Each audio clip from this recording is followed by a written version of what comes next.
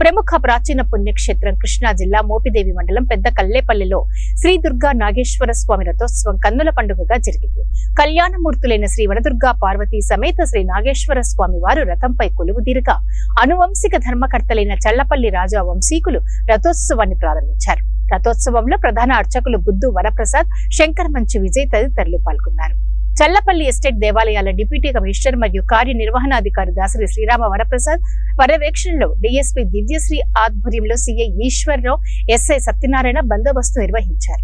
వేలాది మంది భక్తులు రథోత్సవం తిలకించి తరించారు. విద్యుత్ దీపకాంతుల మధ్య రథోత్సవం అంగరంగ వైభవంగా జరిగింది.